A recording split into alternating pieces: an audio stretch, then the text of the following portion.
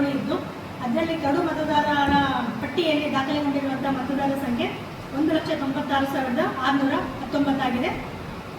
ಇಂದಿನ draft roll ಪ್ರಕಟಣೆಯ ಪೂರ್ವದಲ್ಲಿ ನಾವು ಸುಮಾರಷ್ಟು ಪ್ರಕ್ರಿಯೆಗಳನ್ನು ಮಾಡಿದ್ವಿ. ನಮ್ಮೆಲ್ಲರಿಗೂ ಗೊತ್ತಿರೋ ಹಾಗೆ ವಿಶೇಷ ಪರಿಷ್ಕರಣೆಯನ್ನು ಮಾಡಿದ್ದೀವಿ. ನಾವು SIR ಅಂದರೆ ಸ್ಪೆಷಲ್ ಇಂಟೆನ್ಸಿವ್ ರಿವಿಷನ್ ಅಂತ ಹೇಳ್ತೀವಿ. ಈ ವಿಶೇಷ ಪರಿಷ್ಕರಣೆ ಪೂರ್ವದಲ್ಲಿ ಮಾಡಿರುವಂಥ ಹಲವಾರು ಕೆಲಸಗಳಿಗೆ ಸಹಕಾರ ನೀಡಿರುವಂಥ ನಮ್ಮೆಲ್ಲ ಬೂತ್ ಮಟ್ಟದ ಅಧಿಕಾರಿಗಳಿಗೆ, BLAsಗಳಿಗೆ, ಪೊಲಿಟಿಕಲ್ ಪಾರ್ಟಿ ರಿಪ್ರೆಸೆಂಟೇಟಿವ್ಗಳಿಗೆ, ಮಾಧ್ಯಮದವರಿಗೆ, ಆಮೇಲೆ ಸಾರ್ವಜನಿಕರಿಗೆ, ನಮ್ಮ ಎಲ್ಲ ಸಕಲ ಸಿಬ್ಬಂದಿಗಳಿಗೆ ತುಂಬ ಅತ್ಯುತ್ತಮವಾಗಿ ಕೆಲಸ ಮಾಡಿರೋದ್ರಿಂದ ಎಲ್ರಿಗೂ ಸಹ ನನ್ನ ವೈಯಕ್ತಿಕವಾಗಿ ಮತ್ತು ಜಿಲ್ಲಾಡಳಿತದ ಪರವಾಗಿ ಆರ್ಥಿಕವಾದ ಅಭಿನಂದನೆಗಳನ್ನು ಹೇಳಲಿಕ್ಕೆ ಇಷ್ಟಪಡ್ತೇನೆ. ಇವತ್ತು ನಾವು ಮತದಾರರ ಪಟ್ಟಿ ಪರಿಷ್ಕರಣೆಯ ಪೂರ್ವಭಾವಿ ಕೆಲಸಗಳನ್ನು ನಾವೇನೇನು ಮಾಡಿದ್ವಿ ಅಂತಂದರೆ ನಾವು ಮ್ಯಾಪಿಂಗ್ ಅಂತ ಮಾಡಿದ್ವಿ. ಮ್ಯಾಪಿಂಗ್ ಅಂದರೆ ಯಾವ ವ್ಯಕ್ತಿಯ ಹೆಸರು 2002ರ ಮತದಾರರ ಪಟ್ಟಿನಲ್ಲಿರ್ತದೋ ಅವರು 2025ರ ಮತದಾರರ ಪಟ್ಟಿನಲ್ಲಿದ್ದಾಗ ಅವರ ನಾವು ರಿಲೇಷನನ್ನು ಟ್ಯಾಗ್ ಮಾಡ್ತೀವಿ. ಅಂದರೆ ಅದು ಅವರ ಮೂಲ ಅವರ ತಂದೆ ತಾಯಿ ಅಥವಾ ಅವರ ಅಜ್ಜಿ ಜೊತೆ ಅವ್ರನ್ನ ಮ್ಯಾಪಿಂಗ್ ಮಾಡೋದನ್ನು ನೋಡ್ತೀವಿ. ಆ ಪ್ರಕ್ರಿಯೆ ಮಾಡಿದ್ವಿ. ಆ ಮ್ಯಾಪಿಂಗ್ ಆಗಿದ್ಮೇಲೆ ನಮಗೆ ಎನ್ಯುಮರೇಷನ್ ಫಾರ್ಮ್ ಅಂತ ಕೊಟ್ಟಿದ್ವಿ. ಈ ಎನ್ಯುಮರೇಷನ್ ಫಾರ್ಮನ್ನು ನಾವು ಪ್ರತಿ ಮನೆಗೂ ಸಹ ವಿತರಣೆ ಮಾಡಿ ಎನ್ಯುಮರೇಷನ್ ಫಾರ್ಮನ್ನು ಅವ್ರ ಮತದಾರರಿಂದ ಸಂಬಂಧಪಟ್ಟಂಥ ಎಲ್ಲ ಮಾಹಿತಿಯನ್ನು ತಗೊಂಡು ಅದನ್ನು ಸಹ ನಾವು ಡಿಜಿಟೈಸ್ ಮಾಡಿದ್ವಿ. ಒಟ್ಟಿನಲ್ಲಿ ಹೇಳೋದಾದರೆ ನಮ್ಮ ಸುಳ್ಯ ಮತಕ್ಷೇತ್ರದಲ್ಲಿ ಸುಮಾರು 91% ನಾವು ಡಿಜಿಟೈಸೇಷನ್ ಮಾಡಿದ್ದೀವಿ ಎನ್ಯುಮರೇಷನ್ ಫಾರ್ಮ್ಸನ್ನು. ಆಮೇಲೆ ಮ್ಯಾಪಿಂಗ್ ಮಾಡಾಗಿದ್ಮೇಲೆ ಎನಾಮಲೀಸ್ ಅಂತ ಬರ್ತದೆ. ಎನಾಮಲೀಸ್ ಅಂತಂದರೆ ಏನಾದರೂ ಸ್ವಲ್ಪ ಅವರ ಹೆಸರಿನಲ್ಲಿ ಅಥವಾ ಅವ್ರ ವಿಷಯದಲ್ಲಿ ಅವ್ರ ವಿಳಾಸದಲ್ಲಿ ವ್ಯತ್ಯಾಸಗಳಿದ್ರೆ ಅದು ಎನಾಮಲೀಸ್ನಲ್ಲಿ ತೋರಿಸ್ತದೆ. ಎನಾಮಲೀಸ್ ನಾವು ಮಾಡ್ಕೊಂಡಿದ್ವಿ. ಇವತ್ತು ನಮ್ಮಲ್ಲಿ ಪೆಂಡಿಂಗ್ ಇರುವಂಥ ಒಟ್ಟು ಎನಾಮಲೀಸ್ ಸಂಖ್ಯೆ 10,892 ಎನಾಮಲೀಸ್ ಇದೆ. ಆಮೇಲೆ ನೋ ಮ್ಯಾಪಿಂಗ್ ಅಂದರೆ ನಮಗೆ 2002ರ ಮತದಾರರ ಪಟ್ಟಿನಲ್ಲಿ ಅವ್ರ ಹೆಸರಿಲ್ಲ, 2025ರ ಮತದಾರರ ಪಟ್ಟಿನಲ್ಲಿ ಅವ್ರ ಹೆಸರಿಲ್ಲ. ಆದರೆ 2025ರ ಮತದಾರರ ಪಟ್ಟಿನಲ್ಲಿ ನೋಂದಣಿಯಾಗಿದ್ದಾಗ ಅವರ ಇನ್ಫಾರ್ಮೇಷನನ್ನು ನಾವು ಇವಾಗ ತೊಗೊಂಡಿರ್ತೀವಿ. ಆ ಥರದ ಮತದಾರರ ಸಂಖ್ಯೆ ನೋ ಮ್ಯಾಪಿಂಗ್ ಇರೋಂಥದ್ದು ನಮ್ಮಲ್ಲಿ ಒಟ್ಟು 2,251 ನೋ ಮ್ಯಾಪಿಂಗ್ ಕೇಸಸ್ಗಳು ಬಂದಿದೆ.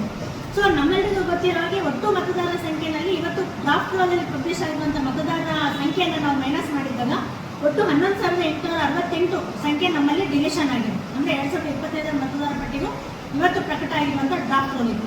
ಹಾಗಾಗಿ 11,868 ಜನ ಎಲ್ಲಿ ಹೋಗಿದ್ರು ಅಂತಂದಾಗ ಎಲ್ಲೂ ಹೋಗಿಲ್ಲ, ಅವ್ರಿಗೊಂದು ಸಪ್ರೇಟ್ ನಾವು ಲಿಸ್ಟ್ ಮಾಡಿರ್ತೀವಿ. ಅದಕ್ಕೆ ASDDO ಅಂತ ಹೇಳ್ತೀವಿ.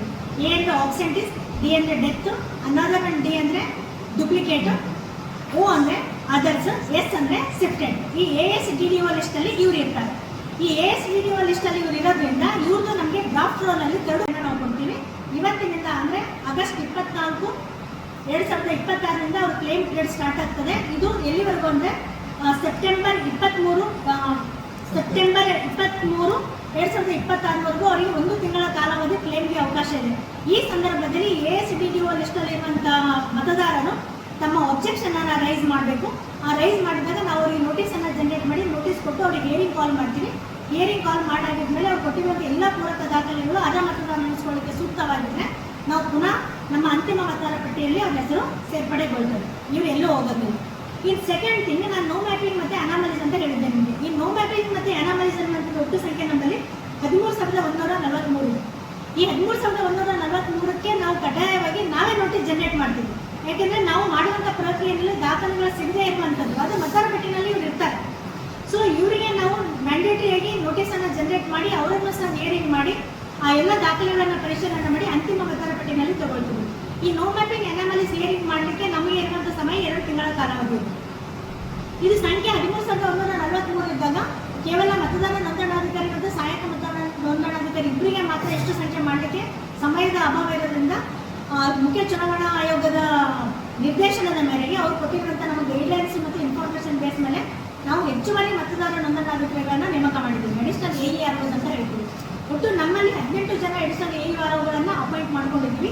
ಅವರು ಮತಗಟ್ಟೆನಲ್ಲೇ ಇದ್ದುಕೊಂಡು ಆ ಮತಗಟ್ಟೆ ವ್ಯಾಪ್ತಿಯ ಯಾವ ವ್ಯಕ್ತಿ ಈ ನೋ ಮ್ಯಾಪಿಂಗ್ ಮತ್ತು ಅನಾಮಲೀಸ್ ಲಿಸ್ಟಲ್ಲಿದ್ದಾರೆ ಅಥವಾ ಯಾರು ಕ್ಲೇಮ್ಸನ್ನು ಅಬ್ಜೆಕ್ಷನ್ ರೈಸ್ ಮಾಡ್ತಾರೆ ಅವರಿಗೆ ನೋಟಿಸನ್ನು ಕೊಟ್ಟು ಅವರಿಗೆ ಅನುಕೂಲವಾಗುವಂಥ ಸ್ಥಳದಲ್ಲಿ ನಾವು ಅವರಿಗೆ ಹಿಯರಿಂಗ್ ಮಾಡಿ ಮತ್ತೆ ಅವರನ್ನು ಸಹ ನಾನು ಮತದಾರ ಪಟ್ಟಿಗೆ ಸೇರ್ಪಡೆ ಮಾಡುವಂಥ ಕ್ರಮವನ್ನು ಜರುಗಿಸ್ತೀವಿ.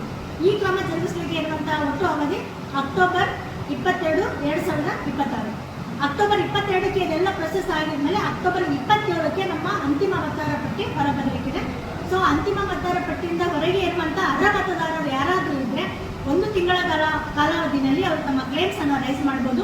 2 ತಿಂಗಳ ಕಾಲಾವಧಿಯವರೆಗೆ ನಾವು ಅವರನ್ನು ಹಿಯರಿಂಗ್ ಮಾಡಿ ಡಾಕ್ಯುಮೆಂಟ್ ಎಲ್ಲ ಪ್ರೊಸೆಸ್ ಮಾಡಿ ಅದನ್ನೆಲ್ಲ ಕ್ಲೀನಾಗಿ ನಾವು ಚೆಕ್ ಮಾಡಿ ಅರ್ಹ ಇರುವಂಥ ಮತದಾರರನ್ನ ನಾವು ಅಂತಿಮ ಮತದಾರ ಪಟ್ಟಿಯಲ್ಲಿ ಸೇರ್ಪಡೆ ಮಾಡ್ತೀವಿ. ಈ ಒಟ್ಟಿನಲ್ಲಿ ಹೇಳೋದಾದ್ರೆ ಈ ವಿಶೇಷ ಮತದಾರ ಪಟ್ಟಿ ಪರಿಷ್ಕರಣೆ ಉದ್ದೇಶ ಇರುವಂತದ್ದು ಒಂದೇ ಒಂದು, ಯಾವೊಬ್ಬ ಅರ್ಹ ಮತದಾರನೂ ಸಹ ಮತದಾರ ಪಟ್ಟಿಯಿಂದ ಹೊರಗಡೆ ಇರಬಾರ್ದು, ಯಾವೊಬ್ಬ ಅನರ್ಹ ಮತದಾರನೂ ಸಹ ಮತದಾರ ಪಟ್ಟಿ ಒಳಗಡೆ ಇರಬಾರ್ದು. ಇದು ಒಂದೇನೇ ಇಂಟೆನ್ಷನ್. ಅದಕ್ಕೆ ಬಿಟ್ಟರೆ ಬೇರೆ ಯಾವ ಉದ್ದೇಶನೂ ಸಹ ಇದಕ್ಕೆ ಇರಂಗಿಲ್ಲ. ನಮ್ಮ ಚುನಾವಣಾ ಆಯೋಗದ ನಿರ್ದೇಶನದ ಮೇಲೆ ನಾವು ಇಷ್ಟೆಲ್ಲ ಕೆಲಸಗಳನ್ನು ಮಾಡಿದ್ದೀವಿ. ಸಾರ್ವಜನಿಕರಿಗೆ ಅನುಕೂಲವಾಗುವಂಥ ದೃಷ್ಟಿಯಲ್ಲಿ ಸಾರ್ವಜನಿಕರು ಸಹ ತಮ್ಮ ಮತದಾರ ಪಟ್ಟಿಯನ್ನು ವೆಬ್ಸೈಟ್ನಲ್ಲಿ ನೋಡ್ಬೋದು. ಕ್ಲೇಮ್ ಆ್ಯಂಡ್ ಅಬ್ಜೆಕ್ಷನ್ಸ್ ಪೀರಿಯಡನ್ನು ನಾವು ನೋಡ್ಕೋಬೋದು. ಆಮೇಲೆ ಅವರಿಗೆ ಫಾರ್ಮ್ಸ್ಗಳನ್ನು ಫಾರ್ಮ್ 6, 6A, 7 ಮತ್ತು 8 ಅಂತ 4 ಫಾರ್ಮ್ಸ್ ಇರ್ತದೆ. ಫಾರ್ಮ್ 6 ಹೊಸದಾಗಿ ಮತದಾರ ನೋಂದಣಿ ಮಾಡ್ಕೊಳ್ಬೇಕಾದಂಥ ವ್ಯಕ್ತಿಗಳಿಗೆ ಯಾಕೆ NHDM ಕೊಡಬೇಕಂದ್ರೆ ಯಾಕೆ ಅವರು ಡಿಲೇ ಮಾಡಿದ್ರು ಮತದಾರ ನೋಂದಣಿ ಮಾಡ್ಕೊಳ್ಳಿಕ್ಕನ್ನ ಒಂದು ಡಿಕ್ಲರೇಷನ್ ಫಾರ್ಮ್ ಇರ್ತದೆ. ಫಾರ್ಮ್ 7 ಅನ್ನು ನಾವು ಡಿಲಿಷನ್ಗೆ ಕೊಡ್ತೀವಿ. ಫಾರ್ ಎಕ್ಸಾಂಪಲ್ ನಮ್ಮ ಕುಟುಂಬದ ಸದಸ್ಯರಲ್ಲಿ ಯಾರಾದರೂ ಒಬ್ಬರು ಡೆತ್ ಏನಾರು ಆಗಿದ್ರೆ ಅವರನ್ನು ನಾವು ತೆಗಿಬೇಕಾಗಿದ್ರೆ, ಅಥವಾ ಮದುವೆ ಮಾಡ್ಕೊಂಡು ಹೋಗಿ ಪರ್ಮನೆಂಟ್ ಆಗಿ ಅವ್ರು ಗಂಡನ ಮನೆ ಶಿಫ್ಟ್ ಆಗಿದ್ದಾಗ ಅವ್ರ ಹೆಸರನ್ನು ತೆಗಿಬೇಕಾಗಿದ್ರೆ, ಅಥವಾ ಬೇರೆ ಯಾವುದೇ ನಿಮಿತ್ತ ಅವರು ತಮ್ಮ ಸಂಪೂರ್ಣವಾದ ವಿಳಾಸವನ್ನೇ ಬದಲಾವಣೆ ಮಾಡ್ಕೊಂಡು ಶಿಫ್ಟ್ ಆಗಿದ್ರೆ ಅಂಥದ್ದನ್ನು ನಾವು ಫಾರ್ಮ್ 7 ಮುಖಾಂತರ ಡಿಲಿಷನ್ ಅನ್ನು ಮಾಡ್ಕೋಬಹುದು. ಫಾರ್ಮ್ 8 ಇರ್ತದೆ. ಫಾರ್ಮ್ 8 ಅಲ್ಲಿ 4 ಕೆಲಸಗಳನ್ನು ಮಾಡ್ಕೋಬಹುದು. ಒಂದು, ವಿಳಾಸ ಬದಲಾವಣೆ ಇದ್ದರೆ ಫಾರ್ಮ್ 8 ಅನ್ನು ಕೊಡ್ಬೋದು. ಅದು ಇನ್ AC ಮತ್ತು ಅಕ್ರಾಸ್ AC ಎರಡೂ ಸಹ ಬರ್ತದೆ. ಆಮೇಲೆ ಏನಾದರೂ ತಿದ್ದುಪಡಿಗಳು ಮಾಡ್ಕೊಳ್ಬೇಕಾದ್ರೆ ಹೆಸರಿನಲ್ಲಿ ತಿದ್ದುಪಡಿ ಇರ್ಬೋದು, ಆ ಥರದ ಏನಾದ್ರು ತಿದ್ದುಪಡಿ ಇದ್ದರೆ ಫಾರ್ಮ್ 8 ಅನ್ನು ಕೊಡ್ಬೋದು. ಆಮೇಲೆ ಕೆಲವು ಕಡೆ ಹಳೆ ಎಪಿಕ್ ಕಾರ್ಡ್ ಇರ್ತದೆ, ಅದರಲ್ಲಿ ನನ್ನ ಹೆಸರು ಚೆನ್ನಾಗಿ ಫೋಟೋ ಚೆನ್ನಾಗಿ ಕ್ಲಾರಿಟಿ ಇಲ್ಲ, ನಾನು ಅದನ್ನು ಚೇಂಜ್ ಮಾಡ್ಕೋಬೇಕು ಅಂದರೂ ಸಹ ಫಾರ್ಮ್ 8 ಅನ್ನು ಕೊಟ್ಟು ಅವರು ತಮ್ಮ ತಿದ್ದುಪಡಿಯನ್ನು ಮಾಡ್ಕೋಬೋದು. ಸೊ ಈ 4 ಫಾರ್ಮ್ಸ್ಗಳನ್ನು ಸಹ ಆನ್ಲೈನಲ್ಲಿ ಲಭ್ಯ ಆಗ್ತದೆ. ಆನ್ಲೈನ್ ವೆಬ್ಸೈಟನ್ನು ನಾನು ಹೇಳಕ್ಕೆ ಇಷ್ಟಪಡ್ತೀನಿ, www.ceo.karnataka.gov.in. ಈ ವೆಬ್ಸೈಟ್ಗೆ ಹೋಗಿದ್ರೆ ಪ್ರತಿಯೊಬ್ಬ ಸಾರ್ವಜನಿಕನು ಸಹ ಮತದಾರ ಪಟ್ಟಿಗೆ ಸಂಬಂಧಪಟ್ಟಂತೆ ಸಂಪೂರ್ಣವಾದ ಮಾಹಿತಿಯನ್ನು ತಗೊಂಡು ತಮಗೆ ಅನುಕೂಲವಾಗುವಂಥ ರೀತಿಯಲ್ಲಿ ಆನ್ಲೈನಲ್ಲೇ ಎಲ್ಲರೂ ಪ್ರೊಸೆಸ್ ಮಾಡಿ ಹೊಸದಾಗಿ ಅವ್ರ ಮತದಾರ ಪಟ್ಟಿಗೆ ಸೇರ್ಪಡೆ ಮಾಡ್ಕೋಬೋದು, ತಿದ್ದುಪಡಿ ಮಾಡ್ಕೋಬೋದು, ಶಿಫ್ಟ್ ಸಹ ಮಾಡ್ಕೋಬೋದು. ಒಂದು 5 days ಕೊಡ್ತೀವಿ, ಥರ್ಡ್ ನೋಟಿಸ್ಗೆ ಒಂದು 3 days ಕೊಡ್ತೀವಿ. 3 ಸಲ ಸಿಗಲಿಲ್ಲ ಅಂತಂದರೆ ಅವ್ರ ಮನೆಗೆ ಅದನ್ನು ಪೇಸ್ಟ್ ಮಾಡಿ ಮಹಾಜರ್ ಮಾಡಿ ಅದರಿಂದ ವಿಡಿಯೋ ಮತ್ತು ಫೋಟೋಗ್ರಫಿಯನ್ನು ಮಾಡಿಕೊಂಡು ತಂದು ನಮಗೆ ಸಬ್ಮಿಟ್ ಮಾಡಬೇಕು. ನೋಟಿಸ್ ಕೊಟ್ಟಿಲ್ಲ ಅನ್ನೋಂಥ ಪ್ರಕ್ರಿಯೆನೂ ಉದ್ಭವ ಆಗುತ್ತೆ. ಮಾಡ್ತಾರೆ ಯಾವ ಕಾರಣಕ್ಕೆ ತಪ್ಪಾಗಿತ್ತು ಇದನ್ನು ಸರಿ ಮಾಡಲಿಕ್ಕೆ ಅವರು ಏನೇನು ಪೂರಕ ದಾಖಲೆಗಳನ್ನು ಕೊಟ್ಟಿದ್ದಾರೆ, ಎಲ್ಲ ಪೂರಕ ದಾಖಲೆಗಳ ಪರಿಗಣನೆ ಮಾಡಿ ನಾವು ಯಾವ ರೀತಿ ಸರಿ ಮಾಡಬೇಕು ಅಂತ ಅವ್ರು ಡಿಸೈಡ್ ಮಾಡಿ ಒಂದು ಸ್ಪೀಕಿಂಗ್ ಆರ್ಡರ್ ಮಾಡಿ ERO ಕೊಡ್ತಾರೆ. ERO ಅಂದರೆ ನಾನು ಮತದಾರ ನೋಂದಣಿಯಾಗಿದ್ದಾರೆ. ಆ ERO ಅದನ್ನು ಡಿಸೈಡ್ ಮಾಡ್ತಾರೆ. ಈ ಥರ ಮಾಡಿದ ನಂತರ ಸಹ ಇವರು ಅಲ್ಲ ಅಂತ ಅನಿಸಿತ್ತು ಅಂದರೆ ERO ಅವರನ್ನು ರಿಜೆಕ್ಟ್ ಮಾಡ್ಬೋದು. ರಿಜೆಕ್ಟ್ ಮಾಡಿದ್ದಾಗ ಅದರಿಂದ ಬಾಧಿತನಾದಂಥ ವ್ಯಕ್ತಿ ಅಪೀಲ್ ಹೋಗಲಿಕ್ಕೆ ಅವಕಾಶ ಇದೆ. ನಮ್ಮ ಚುನಾವಣಾ ಜನತಾ ಪ್ರಾತಿನಿಧ್ಯ ಅಧಿನಿಯಮ 1950 ಸೆಕ್ಷನ್ 24A ಮತ್ತು ಚುನಾವಣಾ ನೋಂದಣಾ ಅಧಿನಿಯಮ 1960 ಸೆಕ್ಷನ್ 27ರ ಪ್ರಕಾರ ಯಾವ ದಿನಾಂಕ EROದಿಂದ ನೋಟಿಸ್ ಕೊಟ್ಟು ನಾವು ಆದೇಶ ಮಾಡಿರ್ತೀವಲ್ಲ, ಆ ಆದೇಶಕ್ಕೆ ಮೇಲ್ಮನವಿ ಹೋಗಲಿಕ್ಕೆ ಆದೇಶವಾದ ದಿನಾಂಕದಿಂದ 15 ದಿನಗಳ ಒಳಗಾಗಿ ಪ್ರಥಮ ಮೇಲ್ಮನವಿಯನ್ನು ಮಾನ್ಯ ಜಿಲ್ಲಾ ಚುನಾವಣಾಧಿಕಾರಿಗಳಿಗೆ ಸಲ್ಲಿಸಬಹುದು. ಅಲ್ಲೂ ಅವರಿಗೆ ಸ್ಯಾಟಿಸ್ಫ್ಯಾಕ್ಷನ್ ಆಗಿರಲ್ಲ, ಸೆಕೆಂಡ್ ಅಪೀಲಿಗೆ ಚುನಾವಣಾ ಆಯೋಗಕ್ಕೆ ಸಲ್ಲಿಸಲಿಕ್ಕೆ ಅವಕಾಶ ಇದೆ. ಸರ್, ಯಾವುದೇ ಒಬ್ಬ ಭಾರತದ ಪ್ರಜೆ ಸಂವಿಧಾನಬದ್ಧವಾಗಿ ನಡ್ಕೊಳ್ಳುವಂಥದ್ದು ಅವ್ರ ಹಕ್ಕೂ ಹೌದು, ಕರ್ತವ್ಯನೂ ಹೌದು. ಸಂವಿಧಾನಬದ್ಧವಾಗಿ ಅದು ನಡ್ಕೋಬೇಕಂದ್ರೆ ತನ್ನ ತಿಳಿವಿನ ಪ್ರಕಾರ ಯಾವ ಕಾರಣಕ್ಕೂ ಅಥವಾ 2 ಕಡೆ ನೋಂದಣಿ ಮಾಡ್ಕೋಬಾರ್ದು. 2 ಕಡೆ ಆಗಿತ್ತು ಅಂತ ಇಟ್ಕೊಳ್ಳಿ. ಫಾರ್ ಎಕ್ಸಾಂಪಲ್ ಇಲ್ಲೇ ಇರ್ತಾರೆ, ಅವ್ರು ಇಲ್ಲೇ ಸುಳ್ಯದಲ್ಲೇ ಇತ್ತು, ಇವಾಗ ಯಾರು ಉದ್ಯೋಗ ನಿಮಿತ್ತ ಬೆಂಗಳೂರಿಗೆ ಹೋಗಿ ಅಲ್ಲೇ 10 ವರ್ಷ ವಾಸ ಮಾಡುತ್ತೆ, ಅಲ್ಲೂ ಒಂದು ಹೊಸದಾಯಿತು ಅಂದಾಗ ಆತನ ಪ್ರಜ್ಞಾಪೂರ್ವಕವಾಗಿ ತಾನು ಎಲ್ಲಿ ಇಟ್ಕೋಬೇಕು ಅಂತ ಇಚ್ಛೆ ಪಡ್ತಾನೆ ಅಲ್ಲಿ ಇಟ್ಕೊಳ್ಬೇಕು. ಎಲ್ಲಿ ಬೇಡ ಅನ್ನಿಸ್ತದೆ ತಾನೇ ರೇಟಿಂಗಲ್ಲಿ ಬರೆದುಕೊಂಡು ಡಿಲಿಷನ್ಗೆ ಪ್ರಪೋಸ್ ಕೊಡಬೇಕು.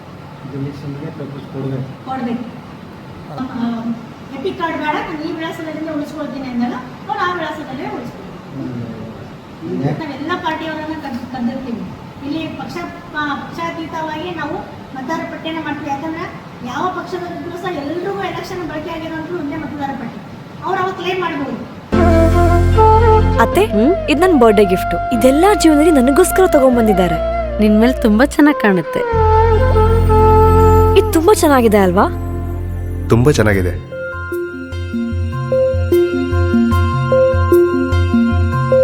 It will look really good on you. Amma? Huh? Mother is always son's first love.